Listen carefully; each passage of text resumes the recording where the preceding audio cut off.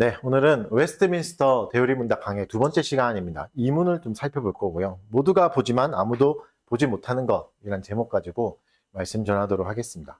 지난주에 우리가 대요리 문답 1문을 봤잖아요. 대요리 문답 1문, 소요리 문답 1문, 웬만한 한국교회 교인들은 다 알고 있다고 해도 과언이 아닌 문답이잖아요. 인간의 최고의 목적은 무엇인가? 하나님을 영화롭게 하고 영원토록 즐거워하는 것이다. 이제 거기서 이제 보통 다 어디로 가냐면, 그러면 그래, 인간이 그럼 나는 어떻게 살아야 되지? 이렇게 이제 가기가 쉽습니다. 그렇잖아요. 그래서 그걸 궁금해하죠. 어떻게 해야 하나님을 영화롭게 하는 건가? 어떻게 해야 내가 하나님을 즐거워할 수 있는가? 이렇게 고민하는데, 사실 그 깊은 뿌리에는 결국 나거든요. 내가 어떻게 해야 잘 살 수 있나? 내가 어떻게 해야 잘 될 수 있나? 사실 그 뿌리인데, 그래서 잘못된 접근입니다. 그래서 전제가 사실 필요합니다. 애초에 전제가 필요하죠. 어떻게를 묻기 전에 어떻게라는 거, 그러니까 내가 할 수 있다는 전제가 있는 거거든요. 아, 내가 이 답 알았으니까 살 수 있다. 근데 지난주에 살펴봤듯이 답을 안다고 살 수 있는 능력이 있는 건 또 아니잖아요. 그래서 전제가 중요합니다. 그래서 어떻게가 중요한 게 아니라 누구에게가 더 중요합니다. 누구에게 영광을 돌려야 되는지, 누구를 기뻐해야 되는지. 그래서 진짜 하나님이 계신가? 그에 대한 거대한 전제, 이걸 좀 마주해야 됩니다. 그래서 애초에 전제가 이해되지 않거나 이 전제가 동의되지 않으면 그 다음으로 나간다 해도 사실 소용이 없습니다. 이해하지 못하게 되고, 전제가 다르게 되면, 동의하지 않으면 어떻게 되면 헛돌게 되죠. 가끔 기독교에서 교파들이 많으니까 여러 가지 교파들이 모여서 이제 토론을 할 때가 있거든요. 그걸 보면 대부분 겉돕니다. 대부분 뭔가 결론이 나지 않아요. 누가 이기거나 지거나 이게 안 돼요. 왜냐하면 전제가 다르니까. 교파들의 전제가 다 다르거든요. 그래서 같은 전제에 동의하지 않은 상태에서는 아무리 토론하고 아무리 서로의 약점을 가지고 막 공격해봤자 계속 겉돕니다. 반복되고 겉돌 뿐이죠. 그래서 전제가 중요합니다. 대요리 문답은 전제를 굉장히 중요하게 여기죠. 그래서 1문부터 5문까지는 전제다라고 생각하셔도 돼요. 1문부터 5문은 이 전제를 계속 알려줍니다. 이런 이야기를 할 거다. 이거에 동의가 돼야 된다. 이게 핵심이다. 이 얘기를 하는 거죠. 우리는 사실 사람에 대해서 더 알고 싶어하고 내가 어떻게 살아야 되는가 이거에 더 알고 싶어하지만, 대요리 문답은 하나님에 대해서 먼저 말합니다. 하나님에 대해서 아는 게 더 중요하다. 하나님의 존재에 대해서 명확하게 하지 않으면 다음 단계로 나갈 수 없다. 이걸 하는 거죠. 명시하는 거죠. 그러면 하나님이 계시다는 것은 어떻게 알 수 있는가? 그분은 인간이 아니기 때문에, 일단 진짜 신이기 때문에 보이지도 않고 들리지도 않습니다. 인간적인 방법으로는 알 수가 없습니다. 우리가 흔히 쓸 수 있는 방법으로는 알 수가 없는 거죠. 뭐 SNS를 하시는 것도 아니고 유튜브를 하시는 것도 아니니까 우리가 볼 수가 없잖아요. 그래서 인간적인 방법이 아니라 신적인 방법이 필요합니다. 그래서 오늘 대요리 문답 2문에서 제시하는 방법은 두 가지죠. 첫 번째는 사람 안에 있는 본성에 참된 빛이 있다. 그리고 하나님이 하신 일이 있다. 이걸로 알 수 있다. 무기가. 두 번째는 오직 하나님의 말씀과 성령이다. 이렇게 이야기합니다. 두 가지를 이야기하는 거죠. 그래서 하나님을 알 수 있는 방법은 하나님이 계시다. 이걸 알 수 있는 방법은 딱 두 가지밖에 없다. 이렇게 말합니다. 그래서 오늘 본문은 이것을 명확하게 드러냅니다. 그래서 오늘 본문 로마서 1장 18절부터 특히 23절 내용은 이문이 제기하는 질문에 충실한 답을 줍니다. 이문이 제기하는 질문이, 여기서 이문을 보면 뭐가 나올까요? 정말 인간에게 본성의 빛이 있을까? 그게 어떻게 하나님 알 수 있지? 스스로 알 수 있다고? 이런 질문이 생길 수 있잖아요. 그거에 대한 답을 주고, 또 그럼 본성의 빛이 있다면 그 빛으로 어디까지 알 수 있는가? 그거에 대한 답도 줍니다. 그리고 세 번째는 왜 이것만으로 그럼 구원이 안 되나? 본성의 빛이 있는데 왜 다 교회 다니고 구원받지 못하나? 이 질문에 대한 답을 줄 수 있고, 또 마지막으로 그러면 사람들이 똑같은 걸 보는데, 하나님 만드신 자연들 다 똑같이 보고 성경도 똑같이 보는데 왜 차이가 생길까? 누구는 믿고 누구는 안 믿게 되고 그렇게 되는가? 이거에 대한 근본적인 질문에 대한 답을 줍니다. 그래서 본문을 통해서 우리가 명확하게 해야 될 전제에 대해서 먼저 알아보도록 하겠습니다. 오늘 본문은 18절부터 23절은 법정 용어입니다. 법정 용어를 굉장히 많이 써요. 그러니까 법정의 모습과 같이 드러내죠. 그래서 바울이 가장 많이 사용하는 그 용법인 디아트리베, 몇 번 말씀드린 적이 있는데 디아트리베라는 용법을 사용해요. 로마서 1장 18절부터 23절. 디아트리베가 뭐죠? 가상의 대화 상대를 설정한 뒤에 대화를 하면서 주거니 받거니 하면서 그렇게 생각하느냐? 이렇다. 이렇게 하면서 이제 정의 내리고 결론을 내리는 그런 법입니다. 그런 이제 논지를 전개하는 방법이죠. 그래서 17절에서는 하나님의 의가 본문 오늘 읽지 않았지만 앞에 있는 17절에서는 하나님의 의가 나타났다라고 말씀해요. 그러니까 복음이 나타났다는 거죠. 복음이 나타났다 이렇게 말하고, 근데 18절에서는 읽어볼까요? 1장 18절 읽어봅시다. 시작. 하나님의 진노가 우리를 진리를 받는 사람에게 모든 경험하지 않음과 우리에 대하여 그게 뭐가 나타났다고 하죠? 하나님의 진노가 나타났다 이렇게 말씀하십니다. 그러니까 다르죠. 갑자기 이상하죠. 왜 이랬다 저랬다 하는 것 같잖아요. 17절에서는 의가 나타났다고 그랬는데, 의로움이 나타났다고 그랬는데 18절에서는 화내고 계신다, 분노하고 계신다 이렇게 얘기해요. 이건 신의 변덕을 말하는 게 아닙니다. 이게 전제입니다. 우리가 들어야 되는 기쁜 소식들, 복음의 전제를 말하는 겁니다. 전제는 뭐죠? 하나님이 진노하고 계신다.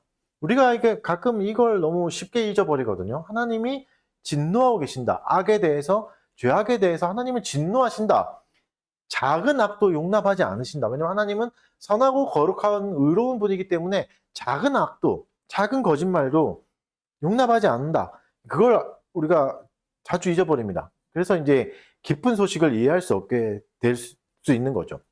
예를 들면 심각한 불치병에 걸린 사람에게는 이 병을 완치할 수 있는 새로운 치료법이 발견됐다 이러면 기쁜 소식이죠. 근데 하지만 병을 가지고 있지만 아직 진단받지 않아서 내가 병에 걸려 있는지 아닌지 모르는 사람에게는 새로운 치료법이 발견됐다고 해도 아무도 관심 없습니다. 그렇잖아요? 나와는 상관없다 생각하는 거죠. 그래서 이렇게 기쁜 소식이 진짜 기쁨이 되려면 우리의 상태를 먼저 알아야 됩니다. 어떤 상태인가? 하나님이 진노하고 계시는 상태다. 왜 진노하시는가? 19절에서는 이렇게 말씀하십니다. 이는 하나님을 알만한 것이 그들 속에 보임이라. 하나님께서 이 일을 그들에게 보이셨느니라. 왜 하나님이 화내고 계신다고요? 진노하신다고요? 사람에게 하나님을 알만한 것이 분명히 있는데, 그리고 하나님이 그걸 이미 주셨는데 무시하는 거죠. 이게 바로 그 대우리문답이 말하는 본성의 빛입니다. 본성의 참된 빛. 하나님을 알만한 것들. 우리 속에는, 인간 속에는 하나님을 알만한 것들이 있습니다. 이것이 있어서 하나님을 아는데도 하나님을 제대로 섬기지 않는 거죠. 그래서 여러분, 엄밀히 말하면 죄는 무지한 상태로만 저지르는 게 아닙니다. 몰라서 저지르는 게 아니라 이미 알고 있지만 이 진리를 로마서 표현대로 하면 불의로 막는 겁니다. 알고 있지만 그걸 꾹꾹 눌러버리는 거죠. 그럼 마치 이제 뭐 축구공이나 배구공 이런 걸 공을 가지고 수영장에 가서 놀 때 공을 막 눌러 넣으면, 물속에 넣으면 공기가 가득한 공은 어떻게 되죠? 자연스럽게 튀어오릅니다. 아무리 누르려고 해도 튀어오르잖아요. 그래서 억지로 눌러도 막지 못합니다. 하나님에 대한 지식이 이런 거죠. 우리 안에 그들 속에 두신 하나님을 알만한 것들이 이런 겁니다. 영혼에서 자연스럽게 떠오르는 건데 뭐가 누르는 거죠? 죄로 계속 누르는 거죠. 죄악으로 이것을 계속 눌러서 떠오르지 못하도록 누르고 있는 거죠. 본성의 빛은 계속 떠오르려고 합니다. 인간은 계속 이걸 억압하려고 하고, 죄악으로. 그럼 이 본성의 빛, 구체적으로 떠오르려고 하는 이 공은 어떤 모습인가? 크게 이제 세 가지 차원으로 구분할 수 있습니다. 첫 번째는 존재론적인 인식입니다. 존재론. 칼빈이 말했는데 신성의 감각이 있다. 인간에게는 신성의 감각 같은 거죠. 그러니까 모든 인간이 본능적으로 초월적인 존재가 있다는 걸 인식하고 있습니다. 인지하고 있죠. 교회를 안 다녀도 뭔가 초월적인 존재가 있다. 신적인 존재가 있다. 영적인 존재가 있다는 걸 하죠. 그래서 우리가 지금 서양 문명의 역사도 공부하고 있지만 문명이 시작되면 항상 함께 발전했던 게 뭐죠? 종교잖아요. 종교예요. 신을 예배하는 것들. 그게 뭔지 모르지만 누가 가르쳐 주지도 않았어요. 신이 있다고. 근데 그 고대 시간대부터 인간은 신을 찾았고 신을 예배했습니다. 모든 문명에게서 똑같이 나오는 게 종교의 흔적이잖아요. 그래서 R.C. 스프라울은 이렇게 말합니다. 무신론자의 문제는 하나님을 모른다는 것이 아닙니다. 문제는 그들이 진리로 아는 것을 인정하기를 거부하는 겁니다. 그래서 무신론은 신이 없다기보다는 신을 부정하는 거다. 인정하지 않으려고 하는 거다. 하는 거죠. 이게 존재론적 인식이었고, 두 번째는 도덕적 양심입니다. 인간은 선과 악을 어렴풋하게라도 인지하는 거죠. 로마서 2장 14절 15절에서도 설명하듯이 율법이 없는 이방인을 말하거든요. 로마서 2장 14절 15절에서 율법이 없는 이방인에게도 뭐가 증거가 된다고 하죠? 양심. 양심이 있어서 증거가 돼서 옳고 그름을 안다. 이게 사회적 학습이 아니라 그래서 모든 문화에서도 보편적으로 또 나타나는 도덕 원리가 있잖아요. 살인은 금지하자. 인간을 죽이는 건 나쁜 거다. 거짓말하지 말자. 속이는 것도 나쁜 거다.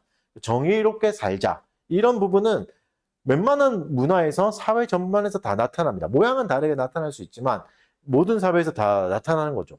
이게 뭐죠? 하나님께서 인간에게 심겨두신 도덕법인 거죠. 도덕법의 흔적들이 남아있는 겁니다. 칼빈은 이것을 마음의 판에 기록된 율법이다. 인간에게 기본적으로 내재되어 있는 율법이 있다. 이렇게 말하죠.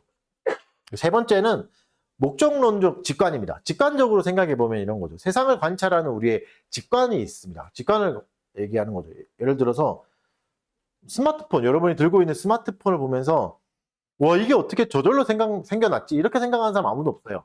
그쵸? 스마트를 보면 어떻게 생각하죠? 누가 만들었지? 이거 어느 회사 거지? 어떻게 만들었을까? 이렇게 생각하는 게 인간의 직관인 거죠. 당연한 거죠. 이게 뭔 말이죠? 본능적으로 뭔가 치밀하게 설계되고 아주 디테일하게 뭔가 만들어진 것을 보면 설계자가 반드시 있을 거다. 만든 존재가 있을 거다고 생각하는 거죠. 별이 가득한 밤하늘을 보면서 저게 다 우연히 생겼다 이렇게 생각하진 않는 거죠. 그건 오히려 직관에 반하는 거죠. 뭔가가 있었을 것 같다. 이게 직관인 거죠. 인간의 직관. 이게 본성의 빛입니다. 이런 본성의 빛들이 희미하지만 우리에게 있긴 하죠. 물론 이 본성의 빛으로는 구원에 이르지는 못합니다. 오늘 본문의 말씀대로 본성의 빛은 뭘 하는 거죠? 핑계할 수 없다. 신이 어디 있어요? 이렇게 말할 수는 없다. 핑계할 수 없기에 만들 수는 있지만 구원에 이르기 하기에는 불충분하다 라고 말합니다. 오늘 본문에 말한 핑계할 수 없다는 것은 변화할 수 없다 이런 뜻이거든요. 왜 변화할 수 없죠? 공을 계속 물속으로 밀어 넣었으니까. 네가 억지로 밀어 넣은 거다. 네가 억지로 이걸 거부한 거다. 우리의 죄의 상태는 이 빛을 계속 억누릅니다. 본성의 빛이 계속 떠오르려고 할 때마다 눌러버려요. 과학이 더 대단한 거야. 이렇게 하면서 눌러버리는 거죠. 본성의 빛이 떠오르지 않도록 필사적으로 누르죠. 근데 이 본성의 빛만이 아니라 또 뭘 말하고 있죠? 압도적인 세계의 증언이 있습니다. 이 증언에 따라서 본성의 빛과 함께 작용할 수 있는 거죠. 20절 읽어봅시다. 로마서 1장 20절 같이 읽겠습니다. 시작. 상부터 그를 의지 아니하는 것들 곧 그의 영원하신 능력과 신성이 그가 만드신 만물에 분명히 보여 알려졌나니 그러므로 그들이 핑계하지 못할지니. 그러니까 하나님의 영원한 능력과 신성은 그가 만드신 피조물을 통해서 더 명확하게 드러납니다. 작년인가요? 우리가 전도 설교하면서 했던 미세 조종 이론 말한 적이 있잖아요. 우주가 정밀성이 있다. 중력 상수가 10억 분의 1만 달라져도 10억 분의 1, 뭐 좀 너무 미미한 숫자인데 이것만 달라져도 별이 보이지 않는다. 우리가 볼 수 있는 별들이 사라진다. 형성될 수 없고 생명이 존재할 수 없다. 이거죠. 그래서 현대 물리학자들이 이제 이런 미세 조정에 감탄하고 있잖아요. 그래서 우주가 우연히 나왔다 하기에는 너무나 세련되고 너무나 완벽한 설계가 있었던 거죠. 생명을 봐도 마찬가지입니다. 생명에 DNA가 있잖아요. DNA가 있고 DNA 분자 하나가 엄청난 정보를 담고 있거든요. 백과사전 1000권 정도의 정보를 갖고 있어요. 그러면 그러니까 정보라는 개념에 대해서 한번 생각해 보자. 정보가 누가 사용하죠? 정보를 누가 전달하고 저장하죠? 지성이 있는 존재만 정보를 다룹니다. 그렇잖아요. 그냥 야생에 있는 존재에게 정보가 필요하지 않죠. 그 깊은 정보가. 근데 DNA 하나에 엄청난 정보가 있죠. 이 너무 많은 정보가 왜 있을까? 언어가 있다는 것은 언어 사용자가 있는 거고 코드가 있다는 건 뭐죠? 코드 개발자가 프로그래머가 있다는 말이잖아요. 그럼 이만한 정보가 있어요. DNA 안에.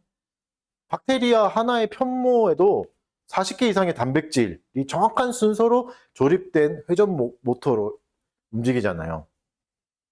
그러니까 시계를 보면 시계공을 추론하듯이 그게 당연한 듯이 우주를 보면 이런 걸 정보를 보면 생명은 생명의 수여자가 있을 것이다. 이걸 준 사람이 있을 거다. 이걸 만든 사람이 있을 거다라고 추론할 수 있는 거죠. 아인슈타인이 했던 유명한 말이 있잖아요. 세계의 영원한 미스테리는 그것이 이해 가능한 것이다. 그것이 이해 가능하다는 사실은 기적이다. 이 말이 뭐죠? 우주가 혼돈과 우연으로 그냥 겹쳐져 있으면 이해가 불가능한데 이상하게 인간의 이성과 수학적 언어로 파악할 수 있다. 일관된 법칙이 있다. 이것에 의해서 파악할 수 있다는 게 놀랍다. 이런 표현이잖아요. 근데 왜 자연에는 수학으로 이해 가능한 질서가 있을까? 물론 이제 수학이 자연에서 발견된 거지만 그래서 과학자들이 자연을 발견했을 때 관찰했을 때 이제 발견되는 게 혼돈이 아니라 패턴입니다. 패턴이 발견되는 거죠. 꽃잎의 배열, 은하의 나선, 조개 껍데기의 곡선. 여기서 나온 게 뭐죠? 그쵸. 피보나치 수열. 제가 질문하고 제가 대답하는 혼자 쇼하는 장면을 여러분 보고 계시죠. 피보나치 수열이나 황금 비율 이런 게 다 자연을 관찰해서 나온 거잖아요. 수학적 패턴, 동일한 수학적 패턴이 발견되는 거죠. 수학은 인간이 발명한 게 아니라 발견한 거죠. 그렇게 치면. 우주에 이미 내재되어 있던 질서를 우리가 찾아낸 거죠. 이게 중요한 게 이게 왜 있죠? 생존이 불필요하거든요. 진화에 이런 게 필요해요? 황금 비율이 필요한가? 피보나치 수열처럼 이렇게 아름답게 이렇게 짜져 있어야 되나? 생각해 보시죠. 여러분, 그럼 아름다운 생선이 있다 생각해 보시죠. 아름다운 생선이 있으면 안 잡아먹나? 상어가? 너는 아름다우니까 안 잡아먹을 거야. 이렇지 않잖아요. 그러니까 이런 아름다운 구조적인 아름다움이나 이런 짜여져 있는 모습들이 불필요해요, 사실은. 생존에. 근데 이게 있다니까요, 우주에. 어떤 비율이 있고 곡선이 있고 이런 짜여진 아름다움이 있어요. 이게 뭘 말해주는 거죠? 하나님이 만드신 세상이라는 걸 알려주고 그리고 하나님이 만드신 세상은 기능이 아니라 아름다움이 있다. 아름다운 세상을 창조하셨다. 하나님이 그래서 보시기 좋았더라고 하잖아요. 잘 작동한 애가 아니라 좋았다 이렇게 말하잖아요. 그래서 이 모든 피조물에는 창조주의 지문이 묻어 있다라고 할 수 있습니다. 그래서 이 모든 증거들 앞에 하나님의 선고를 내리십니다. 변명의 여지가 없다. 핑계할 수 없다. 아까 뭐라고 말했죠? 이게 법적 용어라고 그랬죠? 변호할 수 없다는 뜻입니다. 변호할 수 없다. 그러니까 어떤 변호사가 와도 이건 변명할 수 없다. 너무 명확하다. 네가 거부할 수 없다. 이렇게 말하는 거죠. 이게 뭐지? 일반 계시잖아요. 하나님의 존재를 명백히 선포해서 인류를 통해서 누구도 핑계할 수 없게, 누구도 말할 수 없게 만들기에 충분하다. 그러나 데오리 문답이 말하듯이 이거는 뭐죠? 뭐가 부족하죠? 구원에 이르게 하기에는 부족하다. 라고 말하고 있습니다. 그러면 이렇게 명백한 증거들이 있고 다 하나님을 가리키고 신적 존재를 가리키고 있는데 왜 어떤 사람은 하나님을 알게 되고 어떤 사람은 여전히 하나님을 모른 채 때로 무시하면서 살아가게 되는가? 똑같은 걸 보는데 왜 차이가 생기는가? 이 질문에 오늘 본문은 답을 줍니다. 같이 읽어봅시다. 로마서 1장 21절 말씀. 시작. 하나님을 영화롭게도 아니하며 감사하지도 아니하고 오히려 그 생각이 허망하여 주며 미련 마음이 어두워져.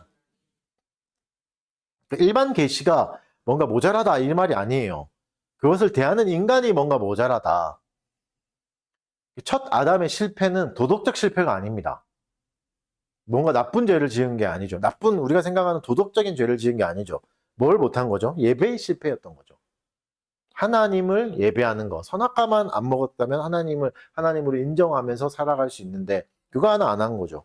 그래서 오늘 이 21절의 구절은 핵심 단어가 영화롭게 하다, 감사하다 이 단어인데 이게 다 뭐냐면 예배의 핵심 요소입니다.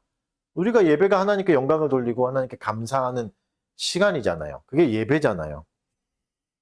이 말씀은 뭘 말해줍니까? 인간의 문제가 인식의 문제가 아니라 예배의 문제다. 하나님을 예배하지 않는다. 모른 척하는 것은 이런 똑같은 세상을 보면서 우리가 인간이 모른 척하는 것은 몰라서가 아니라 알면서도 영광을 돌리지 않기 때문이다. 이거에 감사하지 않기 때문이다. 수많은 우주적 증거에 둘러싸여 살면서도 이것을 통해서 하나님을 나아가야 되는데 그렇지 못하는 거죠. 예배를 못하는 겁니다. 창조주를 향한 예배를 거부하는 거죠. 그 순간 어떻게 되죠? 피조물은 스스로 세상의 중심이 됩니다. 스스로 지혜자가 되고 해석자가 됩니다. 그래서 내가 기준으로 해석하고 내 기준으로 모든 세상을 바라보는 거죠. 이걸 뭐라 그러죠? 이게 타락입니다. 하나님과 완전히 끊어져서 생겨버리게 돼. 인간의 이성은 원래는 세상을 올바르게 보도록 설계된 안경과 같습니다. 제대로 보게 원래 설계하게 인간에게 주신 건데 죄로 인해서 하나님과의 관계가 완전히 끊어지면서 안경 렌즈가 금이 가고 왜곡이 생긴 거죠. 그래서 인간은 여전히 본다라고 생각하지만 모든 것이 비틀려 보입니다. 그래서 뭘 못하는 거죠? 예배를 하지 못합니다. 영광 돌리지 못하고 감사하지 못합니다. 똑같은 자연을 보면서도 창조주를 보게 되고 믿게 되고 감사하게 되지만 어떤 사람들은 우연이다. 우연을 읽어내는 거죠. 이거 다 우연히 생긴 거다. 우연히 이렇게 생길 수 있어. 그러니까 문제는 어디서 일어난 겁니까? 데이터에서 일어난 게 아니라 해석 체계에서 일어난 겁니다. 데이터를 다루는 사람에게서 일어난 거죠. 그래서 오늘 본문은 이 구절은 세 단계로 묘사합니다. 첫 번째는 생각이 허망하여졌다라고 표현하죠. 이게 이성의 한계를 명확하게 말해줍니다. 허망해졌다. 두 번째는 미련한 마음이 어두워졌다라고 하죠. 이해력에 문제가 생긴 거죠. 어두워져가지고 더 밝게 보지 못한다. 좀 더 나가면 더 밝은 것이 있는데 여기가 다야. 난 이제 끝났어. 이거밖에 없어 세상은. 이렇게 보는 거죠.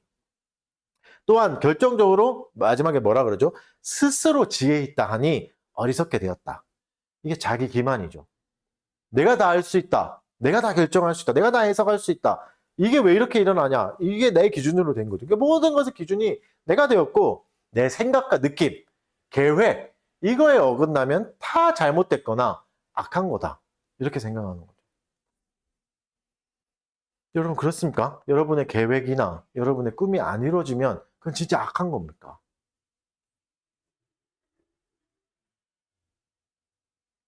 하나님을 아는 지식을 거부한 인간의 말로가 이것입니다. 첫 사람 아담의 실패는 예배의 실패였고 결국 사람의 마음의 눈이 어두워지는 것으로 이어졌죠. 이 어두움은 어떻게 되죠? 도덕적인 혼돈으로 이어집니다. 도덕적 타락이 그렇게 가는 거죠. 결국 예배의 실패가 도덕적 타락으로 이어지는 겁니다. 왜냐하면 하나님은 인간을 예배하도록 창조하셨으니까요. 예배하도록 창조된 인간의 마음은 결코 비어 있을 수 없습니다. 예배하도록 만들어졌기 때문에 그런 기능이 있기 때문에 그래서 창조주를 밀어낸 그 자리는 텅 비어 있는 게 아니라 다른 게 들어오죠. 다른 게 들어와서 왕노릇하게 됩니다. 또 오늘 구절의 맨 마지막에서는 썩어지지 아니하는 하나님의 영광을 썩어질 동물 모양의 우상으로 바꿔버렸다. 여기서 나오는 마지막 23절의 구절의 묘사는 그 당시 로마가 이제 숭배했던 우상들의 모습들을 말하는 거죠. 우리로 적용해보면 여전히 우리는 예배를 드리지 못하는 거죠. 아니 예배의 대상이 바뀐 거죠. 다른 것을 예배하는 거죠. 나의 선함, 나의 목표, 나의 꿈, 또 나의 정의 이런 것을 사랑하면서 그걸 예배하는 겁니다. 이에 오라, 이렇게 가야 돼. 세상은 이렇게 돌아가야 돼. 자기의 생각들, 자기만 자꾸 예배하게 되는 겁니다. 여기서 한 가지 질문이 생깁니다. 그럼 인간의 마음이 또 생각이 이렇게 망가졌다면, 어그러졌다면 왜 세상은 당장 지옥처럼 완전한 혼돈에 빠지진 않는가? 서로 막 죽이고 악랄하게 살아야 되나? 물론 어디를 보면 그런 모습도 있지만 그래도 여전히 아름다운 소식들이 있고 선하게 사는 사람들 여전히 있잖아요.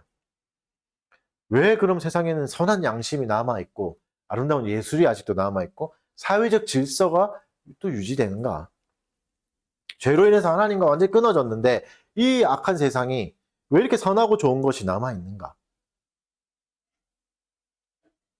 성경은 뭐라 대답하죠? 우리 때문이 아니라 하나님 때문이라고 말씀하십니다.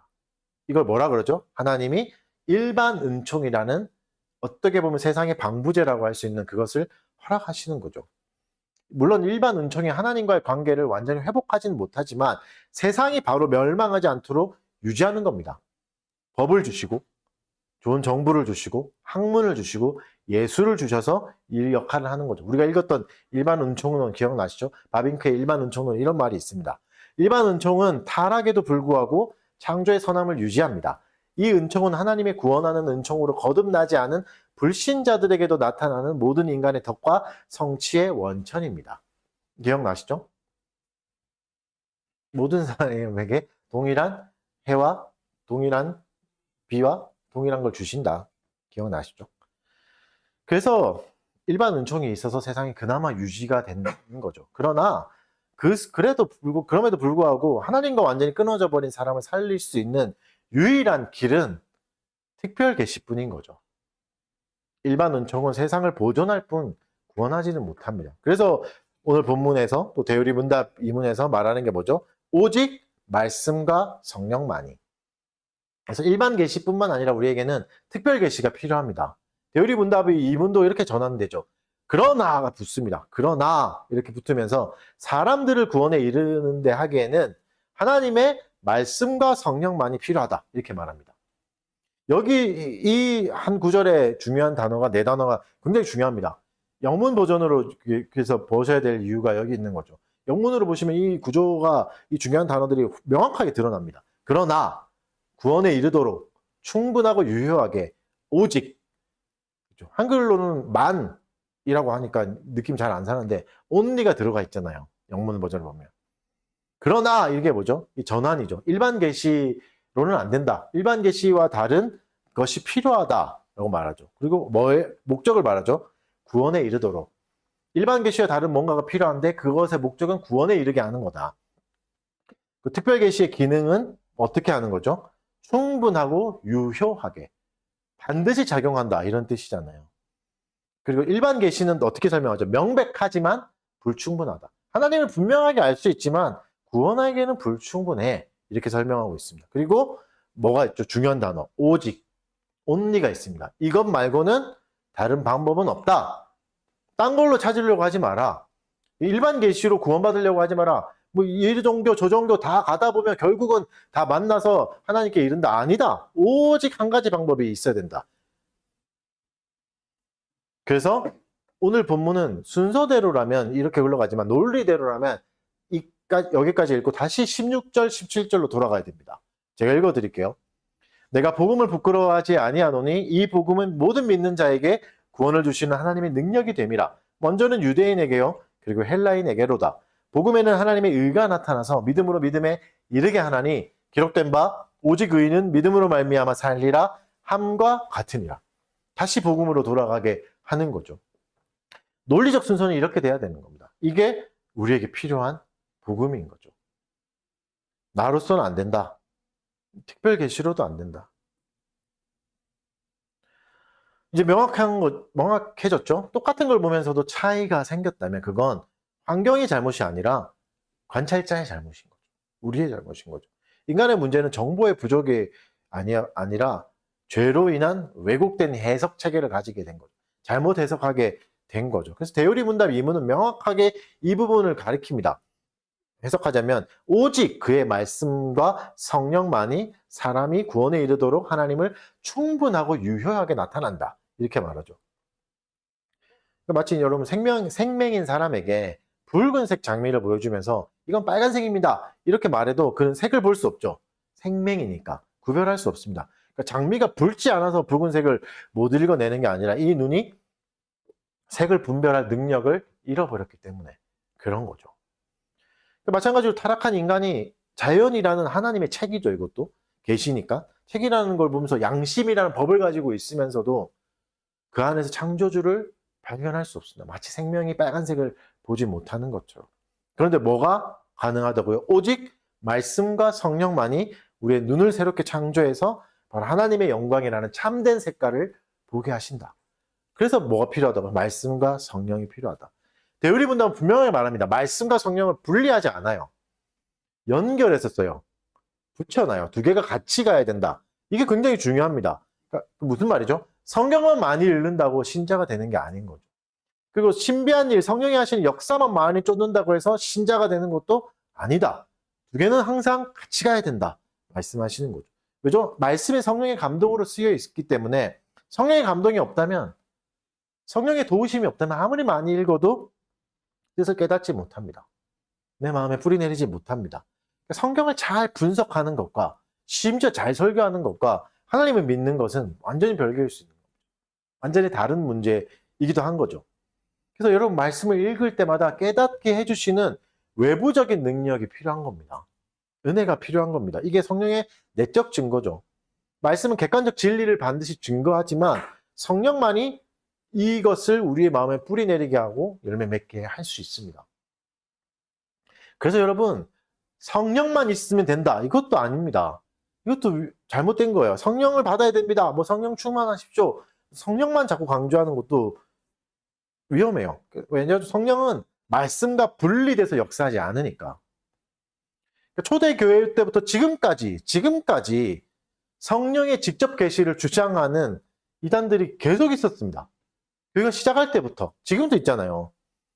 초대교회 때 몽타누스주의, 성령의 새로운 계시를 주장하면서 성경의 권위를 넘어서 버리죠. 아, 내가 새롭게 성경 쓴다, 뭐 글 쓴다. 중세 열광주의자들도 있었고, 중세도 이런 게 있고, 주관적 체험만 계속 강조하다가 심각한 교리적 오류에 빠지는 거죠. 여전히 신비주의는 우리 곁에 있습니다. 수많은 자칭 메시아들이 등장하는 이유가 이것 때문이죠. 성령의 체험들, 성령이 말씀하셨다. 성경에 나와 있지 않지만 나한테만 이렇게 쏙 주셨다. 이거에 우리는 또 혹하게 되고, 너무 신비하다. 이거에 혹하게 되니까 생기는 거죠. 이게 종교개혁자들이 그렇게 말했던 말씀 없는 영인 겁니다. 계속해서 모든 시대에 이것들은 경고해 나타났고 종교개혁자들도 경고했던 게 이겁니다. 정리하면 이런 거죠. 말씀 없는 성령은 우리를 주관적인 신비주의나 이단으로 이끌어갑니다. 그 성령이 없는 말씀은 차가운 율법주의만, 차가운 교리로만 남게 하는 거죠. 물론 교리가 제대로 된다면 이런 게 아니겠지만 잘못된 교리만 남는 거죠. 그래서 구원은 어떻게 된다고요? 이 둘의 연합, 거룩한 연합을 통해서만 일어난다. 외민의 웨스트민스터 초대 의장이었던 사람이 윌리엄 트위스잖아요. 윌리엄 트위스가 이렇게 말했습니다. 중생한 사람이 두 개의 이해력을 가지는 게 아니라 동일한 이해력이 본성의 빛으로는 자연적인 것, 은혜의 빛으로는 영적인 것을 이해합니다. 이렇게 말한 거죠. 말씀도 성경에서도 하나님이 이걸 분별하라고 말씀하십니다. 이사야서 8장 20절 마땅히 율법과 증거의 말씀을 따를지니 그들이 말하는 바가 이 말씀에 맞지 아니하면 그들이 정녕 아침 빛을 보지 못하고 무섭게 경고하시는 거죠. 무섭게. 그러니까 성령에서 막 내가 이런 계시를 받았어요. 나 이런 꿈을 꿨어요. 이런 마음을 주셨어요. 율법과 맞지 않으면 성경에 맞지 않으면 십계명이 말하는 것과 맞지 않으면 가짜다. 하루도 못 갈 거다. 이 말씀을 하시는 거죠. 그래서 말씀은 객관적인 진리로 되어 있지만 객관적 진리로 구원의 내용을 제공하지만 성령은 주관적인 조명으로 그 진리를 우리에게 적용하고 믿음을 일으키는 겁니다. 믿음이 생기는 거죠. 이 연합의 사역만이 우리의 근본적인 잘못된 해석 체계를 바꾸어가는 겁니다. 그래서 참된 것을 보게 하시는 거죠. 일반 계시가 실패한 곳, 한계가 있는 곳에는 특별 계시만이 유일한 해결책이 되는 거죠. 그래서 오직 말씀과 성령의 연합 사역만이 우리를 구원에 이르게 합니다. 구원에 관해서. 그렇다고 일반 계시가 필요 없냐? 그것도 아니죠. 하나님의 깊은 영광을 그제서야 제대로 볼 수 있게 되는 거죠. 말씀을 좀 정리해보면 대유리문답 1문은 인간의 목적에서 출발하죠. 인간은 이래야 돼. 2문에서는 그 눈을 하나님께로 돌려버립니다. 이 논리적 구조가 주는 유익과 교훈은 분명합니다. 무슨 말이죠? 너는 왜 사는가입니다. 당신은 왜 사는가? 당신은 왜 오늘도 살아가고 있는가? 삶의 모습이 요 모양 요 꼴인데 별로 그렇게 열매도 없고 아무것도 없는데 왜 살아가야 되는가? 죄송하지만 내가 원하는 대학에 가지 못했을 때도 나는 살아야 되는가? 나의 성적이 좋지 않을 때도 나는 살아야 되는가? 내가 원하는 꿈을 못 이루고 실패했는데 나는 살아가야 되는가? 내가 그렸던 아름다운 가정이 있는데 그게 다 깨지고 모든 것이 실패로 돌아갔을 때도 살아야 되는가? 왜 살아야 되는가? 이 모든 질문에 답을 주는 거죠, 이 문은. 답이 뭐죠? 하나님을 보라 합니다. 하나님을 보라. 세상은 여전히 기능으로, 성취로 우리를 대합니다. 네가 뭔가를 이루었느냐? 어떤 한 몫을 하고 있느냐? 근데 하나님은 어떻게 하죠? 아름다움으로 대하십니다. 아니, 나는 세상을 기능이 잘 돌아가게 만든 게 아니라 그보다 더 높게, 아름답게 만들었다. 보시기에 심히 좋았다라고 말씀하십니다. 기능이 잘 되든 못 되든 그보다 더 높은 차원의 아름다움을 주신 거죠.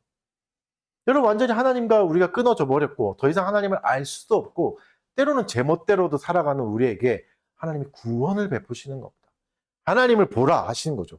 내가 깨닫지 못했던 진노의 상태도 깨닫게 해주시고, 그건 겁주고 협박하려는 게 아니라 은혜를 헤아려 볼 수 있게 하시기 위해서, 은혜를 보게 하기 위해서 주시는 거죠. 그래서 여러분, 하나님의 진노를 깨닫는 건 마냥 겁이 많아지는 게 아니라, 두려워지는 게 아니라 은혜가 임했다는 증거 중에 하나입니다. 하나님이 죄를 이렇게 미워하시는구나, 죄에 대해서 이렇게 분노하시는가 보는 건 오히려 은혜의 증거입니다. 그래서 하나님의 은혜만이 우리가 살아가야 되는 진정한 이유를 제공하는 겁니다. 여러분, 우리가 디디고 있는, 여러분이 디디고 있는, 우리가 디디고 있는 것들이 뭡니까? 이것들은 한 발짝만 어긋나도 이렇게 물을 겁니다. 네가 왜 살아야 돼? 이 디딤발이 무너졌는데, 이 직장이 무너졌는데, 이 가정이 무너졌는데, 네가 쌓아왔던 모든 인간관계가 무너졌는데 네가 왜 살아야 돼? 이 말이 뭐죠? 우리가 기반이라고 생각하는 것들, 나를 든든하게 버티게 한다는 것들은 우리를 죽일 수도 있습니다. 우리를 협박할 수도 있다고. 그래서 우리는 어떻게 되죠? 하나님의 법정에 다시 서야 됩니다. 이 말씀 앞에 서십시오. 하나님의 법정은 열려 있습니다. 자연과 양심은 우리가 무죄라고 말하고, 유죄라고 말하고 있습니다.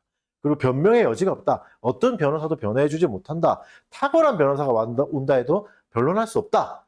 결론을 내려버리죠. 근데 이 자리, 모든 변명이 차단되고 완전한 심판을 선고받을 수 없는 이 절망의 자리야말로 오히려 은혜의 자리가 됩니다. 이 자리에서 뭐가 선포되죠? 복음이 선포됩니다. 내가 하나님께 요구할 수 있는 게 아무것도 없구나.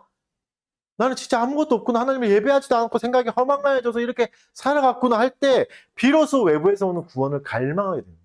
내가 뭔가 해보려고 했는데 아무것도 안 되는구나. 그곳에 설 때 다시 은혜를 발견할 수 있습니다. 참 신자라면.